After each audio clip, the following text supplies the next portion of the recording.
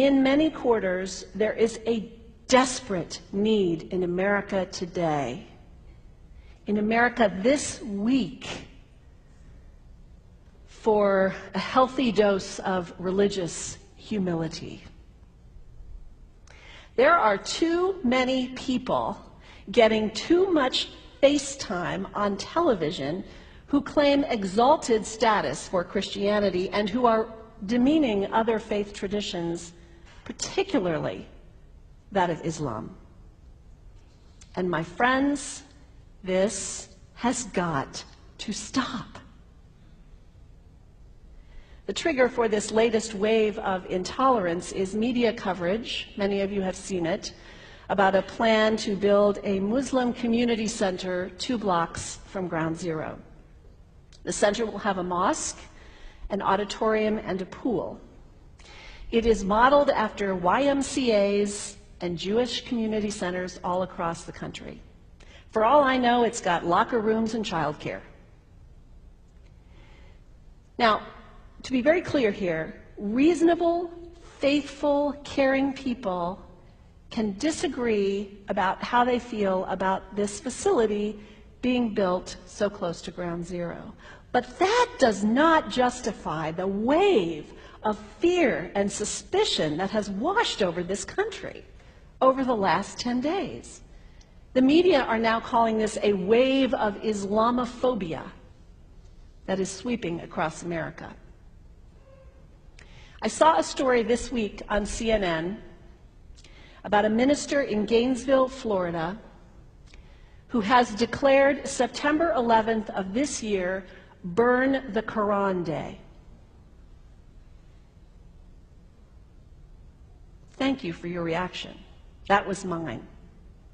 This guy is a minister at a non-denominational church called the Dove World Outreach Center.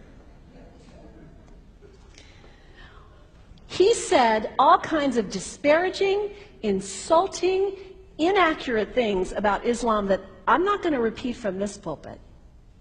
His message is about hate and fear, and I can assure you there is nothing in the Gospels, there is nothing in the teaching of Jesus Christ that says anything about burning the holy texts of other traditions. It is not there. The proposed burning of the Quran is obscene. It is not the work of peace. It is not the work of understanding. It is not the work of building bridges. It is insanity.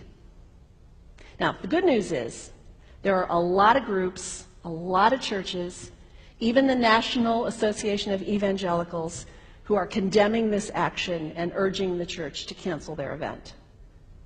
A conversation about God demands grace and openness, a willingness to learn, to have our own ideas challenged, our convictions questioned.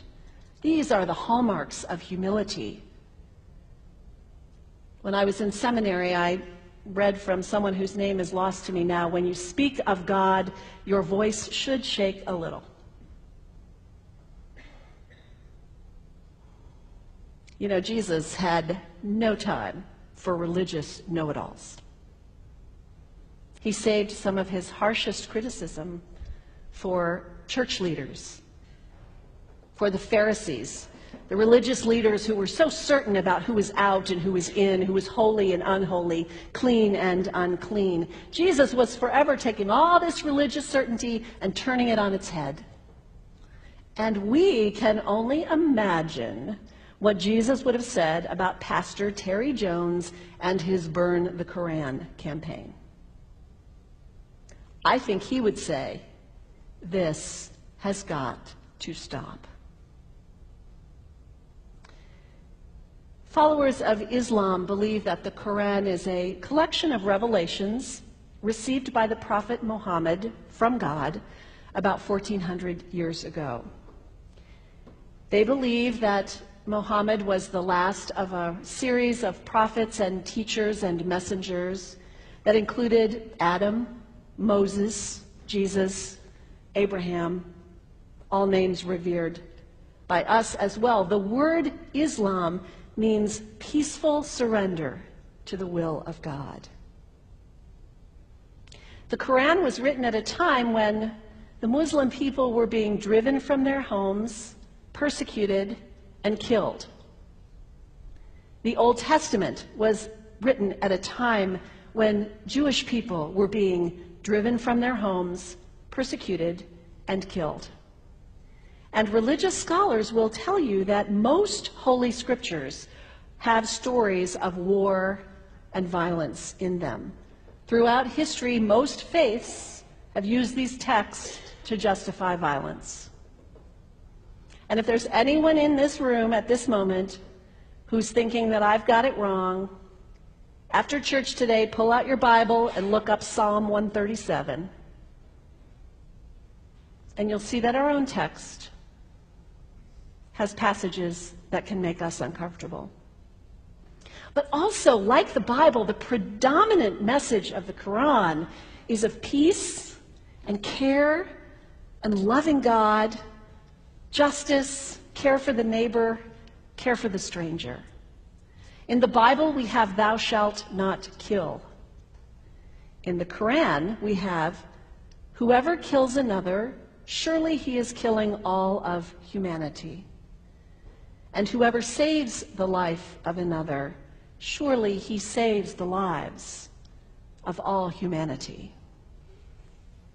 These are words of peace, words of faith, words that could save the world if we would take them to heart. The second thing you can do the next time someone sends you one of those emails demonizing Islam, delete it. Don't forward it. Don't participate in the stereotyping. Don't give in to your fear. It's okay to be a little afraid. We all have those emotions. Just don't give in to it. Don't sign on for it. Don't focus on this tiny group of extremists who commit acts of violence. Focus on the hundreds of millions of Muslim people in the world who are people of faith, whose priorities and concerns and families are not so different from your own.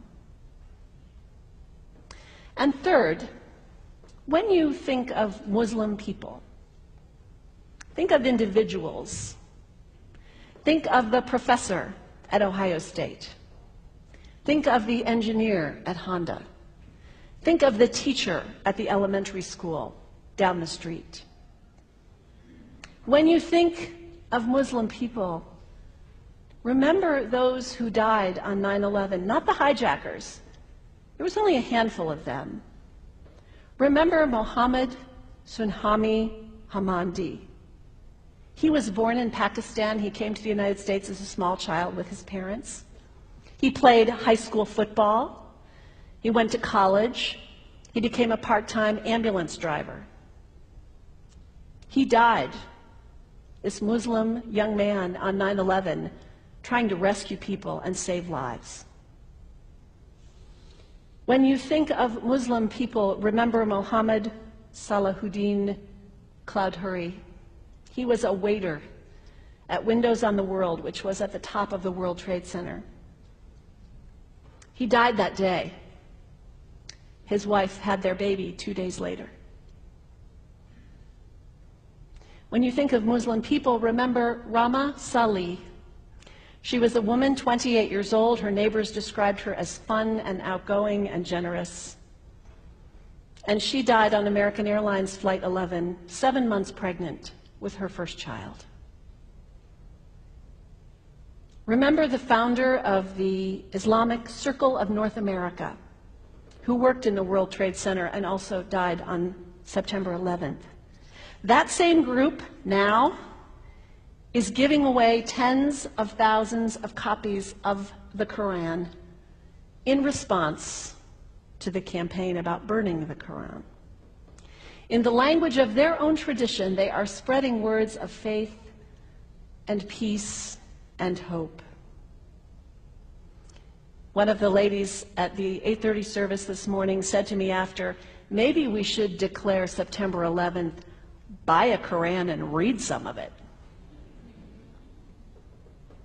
It is for us to share our message of love and hope and peace, but let us do it with grace and respect, and above all, humility. God grant us, as individuals, as a nation, as Christians, the humility for this work.